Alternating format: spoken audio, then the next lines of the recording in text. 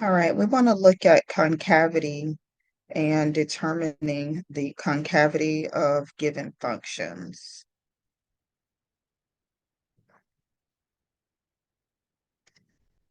So if f is differentiable, our function, we're able to differentiate on an open interval L, the graph of f is going to concave upward on that interval L where the first derivative is increasing.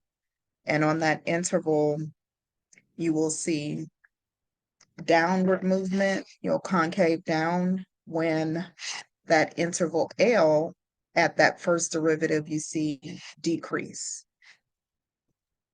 So here graphically we can see an interpretation of what concavity is. This is an image of concaving upward where the value of that function at the first derivative should be increasing.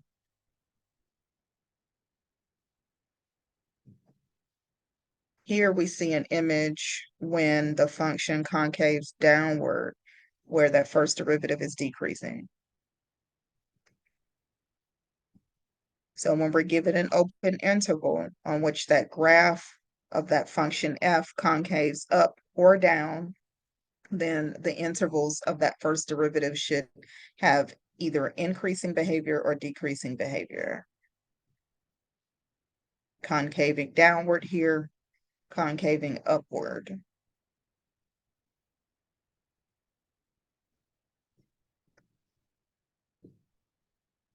And we see more functions where we see behavior of the graph concaving downward and upward.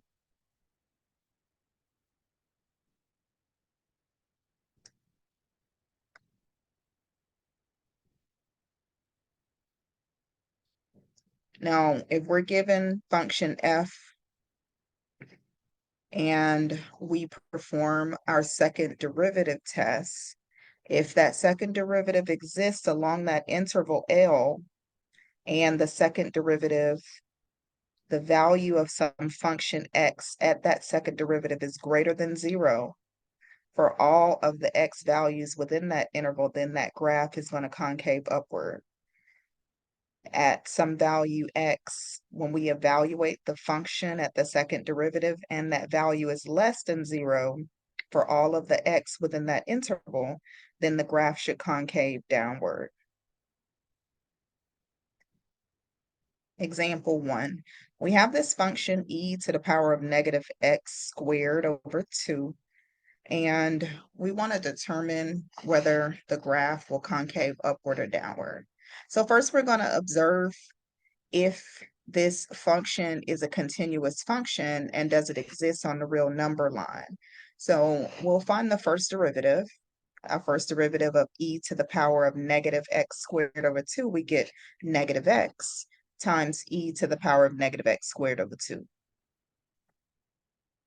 And then from there, we want to find our second derivative. So our second derivative gives us negative x times that negative x to the power, or negative x times e to the power of negative x squared over 2 plus e to the power of negative x squared over 2 times negative 1. And we simplify here, we'll get e to the power of negative x squared over 2 times x squared minus 1. Now we see that second derivative of this function is equal to 0. So when x is at a positive or negative 1, that second derivative will give us the entire values that are on that real number line. It'll give us our limits, our critical numbers, positive 1 and negative 1, will give us our intervals where we should see some type of behavior changing, and we could see the concavity. From negative infinity to negative 1 would be one of our intervals. From negative 1 to positive 1 would be another interval. And then from 1 to infinity would be a positive interval. We divide those intervals using a table and test values within each of those intervals. We can see our results here. From negative infinity to negative 1, we would use -2 as our test point, and then we substitute -2 back into our second derivative function. Remember that e function. We raise it to that power, and we'll get that value of the second derivative when x is -2 is greater than 0. Therefore, that concavity, we would describe it as concaving upwards since our function is greater than 0. When we substitute 0, this is the number in the second interval from -1 to 1, we get a value that's less than 0. Therefore, we would describe this behavior as concave downward. And then when we substitute +2, we get concave up again because the value of that second derivative function is greater than 0. And graphically, we could see this behavior, that first interval from -infinity to -1 would concave up. Our second derivative is greater than 0. And then between -1 and 1, we see concave downward. Our second derivative is less than 1.